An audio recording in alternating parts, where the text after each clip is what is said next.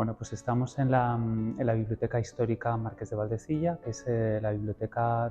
que contiene el fondo histórico de la Universidad Complutense de Madrid.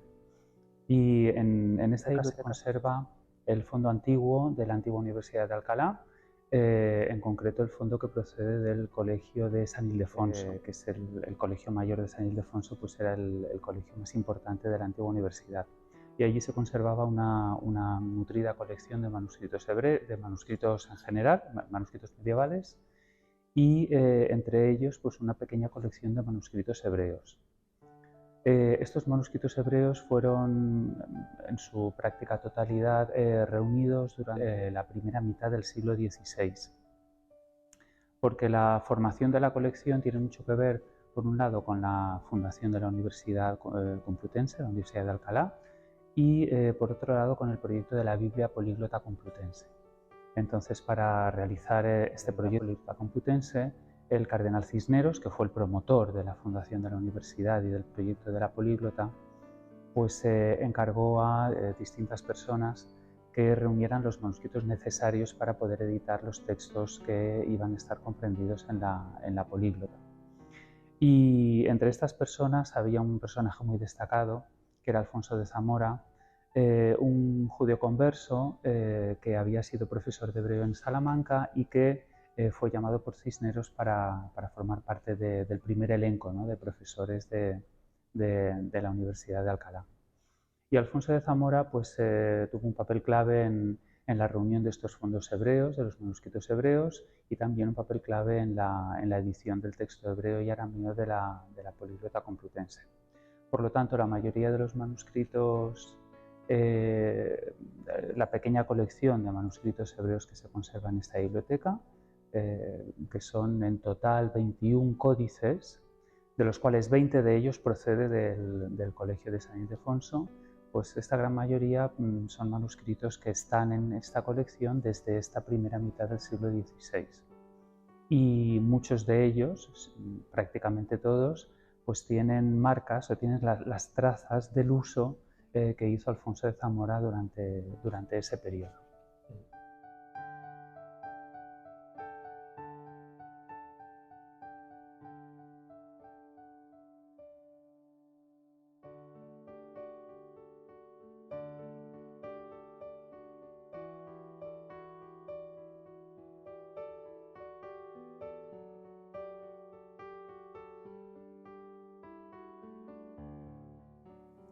Bien, pues este primer manuscrito que estamos viendo es un códice bíblico, una Biblia hebrea que fue copiada en el siglo XIII. No sabemos exactamente la fecha de la copia, no tiene un colofón donde se explicite el nombre del copista, el año de la copia, etc. Pero sí tenemos una anotación del propio siglo XIII,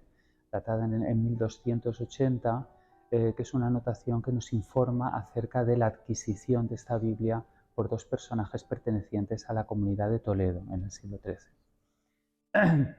Esto ha llevado a pensar a algunos especialistas que el códice en sí fue copiado precisamente en Toledo. No obstante, las características de este códice, como vamos a ir viendo, pues no se corresponden exactamente con la tipología de manuscritos de otras Biblias copiadas en Toledo que conocemos del siglo XIII, porque, como estamos viendo, el manuscrito contiene una serie de elementos decorativos en los márgenes, sobre todo en la primera parte del Pentateuco, que se destacan sobre todo porque son elementos micrográficos, es decir, es el texto de la Masora Magna, estas anotaciones que solemos encontrar en las Biblias hebreas medievales acerca de la caligrafía del manuscrito, de las vocales que se tienen que copiar y no, cuántas veces aparece una palabra, etc. Pues este tipo de anotaciones que normalmente se copian en los márgenes superior e inferior de los códices, en este manuscrito se utilizan en muchas ocasiones para producir distintos elementos decorativos en los márgenes, que como vemos pues son motivos decorativos de tipo floral, pueden parecer una especie de, son elementos complejos y muy bien diseñados.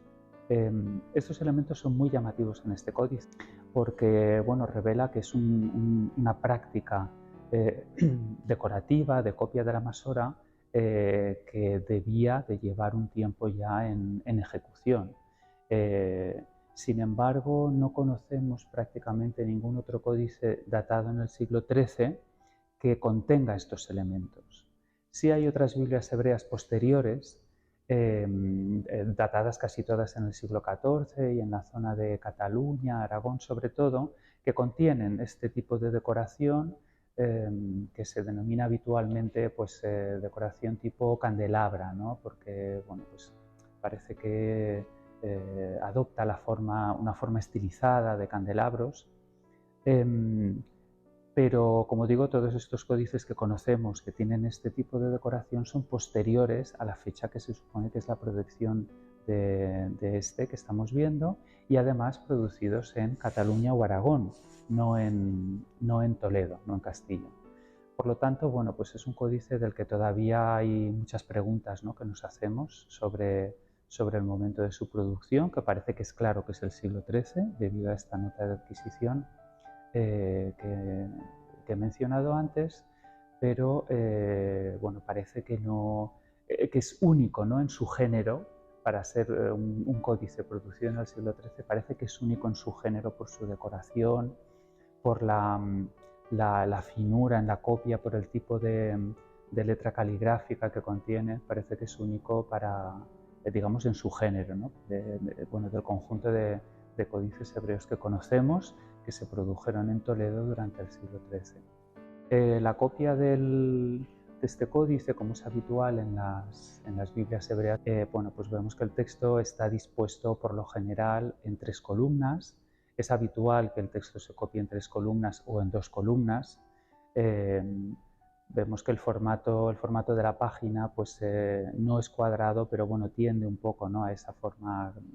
casi cuadrada. Y como es habitual en muchas otras Biblias medievales, la disposición, ¿no?, del texto de la Biblia en este códice, bueno, pues contiene el texto bíblico en sí en el centro de la página, en 3 columnas en este caso, como he dicho, y vemos que pues, alrededor se copian las notas masoréticas, tanto la masora Gdolá, que bueno, pues son las notas más largas que se copian en los márgenes superior e inferior, que se refieren, como dije antes, bueno, pues a ciertas características de la ortografía del texto bíblico, de las vocales que se utilizan, de los acentos masoréticos, es decir, una serie bueno, de listas que cuentan cuántas veces aparece una determinada palabra con una vocalización precisa y este tipo de cuestiones. Mientras que en los márgenes, en el margen exterior y entre las columnas, pues apreciamos unas notas más breves, más cortas, más concisas, que se denomina Masora Ktaná, y que bueno, pues son efectivamente notas una especie de abreviaturas que nos indican cuestiones muy precisas, como el número de ocasiones que aparece una palabra. Simplemente se nos indica un número, o se nos indica que una palabra solo aparece una vez en toda la Biblia. Es decir, este tipo de cuestiones que se pueden indicar simplemente con una letra o con una pequeña palabra. El manuscrito contiene los 24 libros de la Biblia hebrea,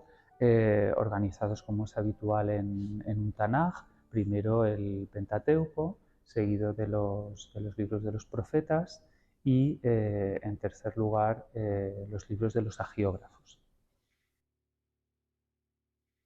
Este manuscrito podemos considerar, o creemos, que nunca salió de la península ibérica, puesto que sabemos que se produjo en el siglo III en Toledo, y puesto que en el siglo XVI, es decir, poco después de la expulsión de los judíos de la península ibérica, el manuscrito estaba en Alcalá, sirviendo la función, ¿no?, de códice modelo, vamos a decir, para el texto de la Poliglota Complutense, pues es más que probable que el manuscrito nunca saliera de la península ibérica. A lo largo de los siglos, bueno, pues el manuscrito ha sufrido algunos, bueno, vamos a decir, algunas de los ataques, ¿no?, que sufren muchos manuscritos en colecciones antiguas. que no han sido siempre custodiados, bueno, pues con el cuidado que deberían haber tenido. Y como podemos comprobar aquí, pues en algunos folios vemos que se han recortado, pues probablemente con un estilete, ¿no? Con algo desde luego afilado, se han recortado pues orlas decorativas, ¿no? Del inicio de algunos libros que estaban decorados, algunos recuentos que hay al final de cada libro que también estaban decorados, porque como vemos en el manuscrito se ha utilizado, en estos casos, se ha utilizado pues, la pintura, se ha utilizado también algún elemento dorado, y entonces, bueno, pues estos elementos decorativos más llamativos son los que de alguna manera pues han llamado la atención de aquellos que querían, bueno, pues que han expoliado, ¿no? de alguna manera el códice. El códice, como digo, está completo, excepto unos pocos folios que faltan del libro del Éxodo. Y esos folios que faltan, pues precisamente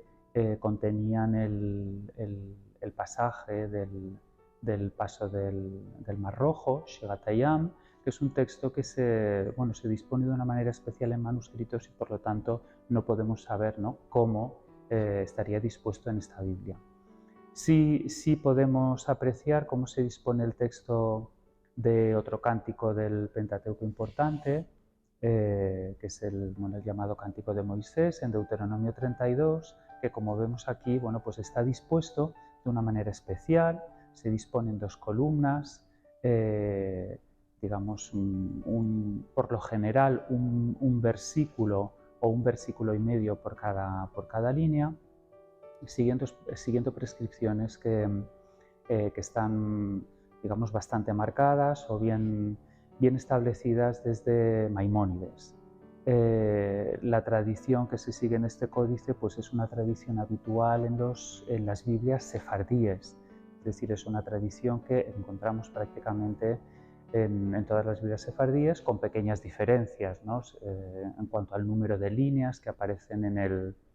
el cántico o respecto al texto que aparece inmediatamente antes o después.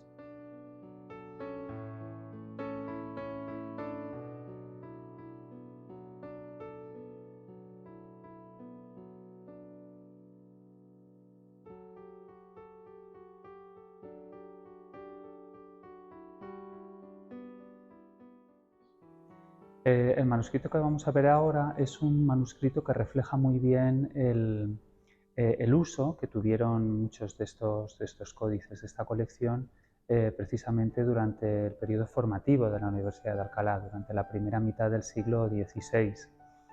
El códice contiene el comentario a Isaías de David Kimchi, que es un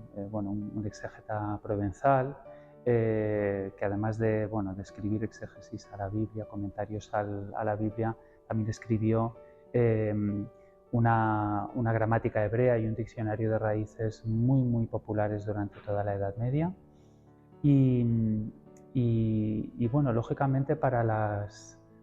labores docentes de Alfonso de Zamora durante la primera mitad del siglo XVI en Alcalá, pues él necesitaba materiales con los que poder enseñar tanto hebreo como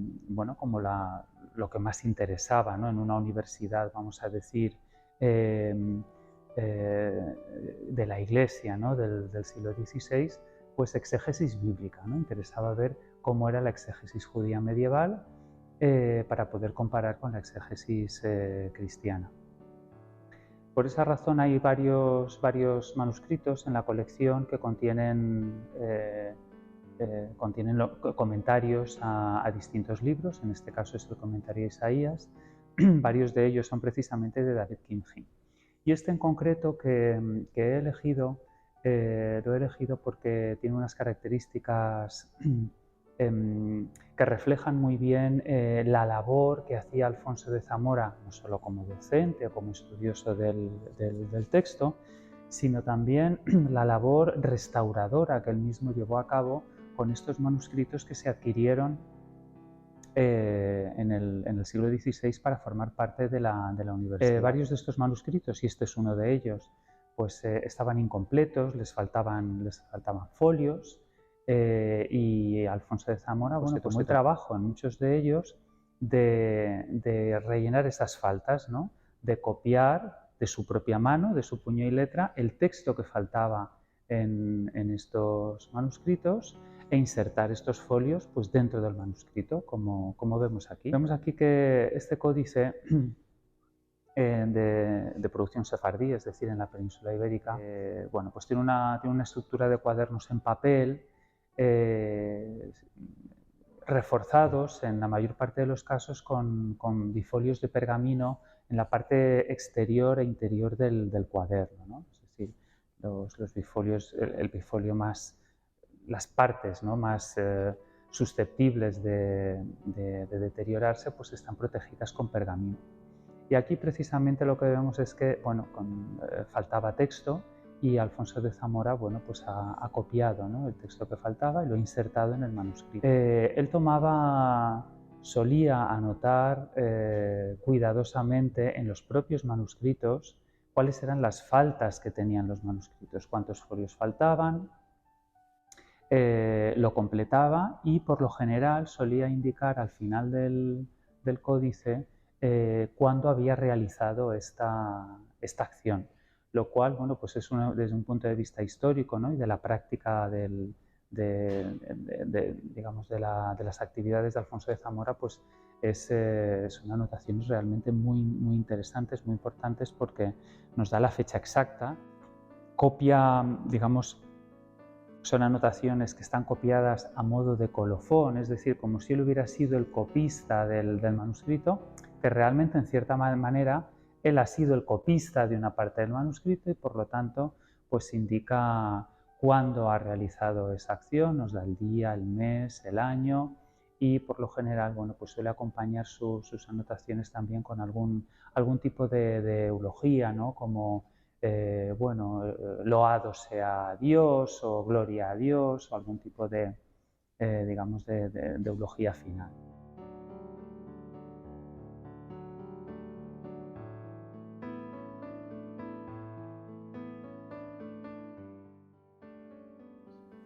Bien, pues el manuscrito que vamos a ver a continuación es un códice de pequeñas dimensiones y bueno, la particularidad que tiene en el conjunto de esta colección y en realidad en el conjunto de colecciones de manuscritos hebreos de España es que es uno de los pocos códices que contienen, bueno, contienen una serie de oraciones, plegarias, es decir, es uno de los pocos libros de oraciones, uno de los pocos códices litúrgicos que se conserva en la península ibérica, lógicamente de los pocos códices litúrgicos de la Edad Media. Gracias al estudio de las filigranas del papel de este códice, bueno, pues lo podemos datar aproximadamente en el último cuarto del siglo XV. La fecha exacta, bueno, pues el manuscrito no tiene colofón y por lo tanto es muy difícil dar una fecha muy exacta, pero bueno, pues en torno al último cuarto del siglo XV. Como esta datación coincide precisamente, ¿no?, con la fecha de la expulsión de los judíos de la península ibérica en 1492, pues existen dudas acerca de su lugar de producción, puesto que si el códice se copió antes de 1492, pues pudo haber sido copiado en la península ibérica con total seguridad, pero si se copió con posterioridad a esa fecha, lo más probable es que hubiera sido copiado ya en el norte de África, por ejemplo, pero eso sí, por un copista sefardí, es decir, de origen, por un judío seguramente expulsado de la península ibérica. No obstante, el hecho de que el manuscrito se encuentre en esta colección, en la colección procedente del antiguo colegio de San Ildefonso, pues bueno, quizá lo que puede indicar es que efectivamente el manuscrito no salió de la península ibérica y que bueno, pues que fue, no sabemos exactamente de dónde procedía antes de llegar a la Universidad de Alcalá, pero bueno, que probablemente procedía de la península ibérica, ¿no? El tipo de manuscrito, de libro litúrgico que contiene este códice, es lo que se denomina Marceau, que es un libro litúrgico que contiene las oraciones y la poesía litúrgica que se utilizan en la liturgia judía, sobre todo de las fiestas. En concreto, en este caso lo que tenemos es un Marceau de Selijot. La Selijot es un tipo de oración de tipo elegíaca, oraciones de penitencia también, y las oraciones que contienen este Marceau de Selijot están en prácticamente todo el códice, pues está dedicado a la liturgia de los días de ayuno, los distintos días de ayuno del calendario judío, y a los días de preparación de penitencia también que preceden a Yom Kippur, ¿no? Al día de la expiación de los pecados. De manera que casi todas las oraciones que contiene son de este tipo, ¿no? De oraciones elegíacas, de petición de perdón, de penitencia, etc. La tradición litúrgica que representa este manuscrito, ¿no? Y que transmite es una tradición netamente sefardí, anclada en algunos casos pues, en elementos heredados de los judíos de Al-Ándalus. Esto es así porque el nombre, ¿no? de algunos de estos tipos de oraciones pues, son nombres directamente tomados del árabe. Los distintos tipos de oraciones que aparecen en este Marceau, bueno, el nombre es variado, como podemos ver en este índice, ¿no? donde tenemos bueno, donde podemos encontrar las oraciones a lo largo del códice. Los nombres que adoptan las oraciones pues, tienen que ver tanto con el lugar, digamos, en el lugar en la liturgia en el que se recita el poema, o la forma, ¿no? que tiene el poema, si es un poema con rima, si no tiene rima. Es decir, el nombre puede venir dado por distintas circunstancias, ¿no? del poema. Como digo, son oraciones penitenciarias, oraciones elegíacas y oraciones de tipo poético, es decir, en su mayor parte son poemas que se recitan en la liturgia en estas ocasiones especiales que he mencionado antes.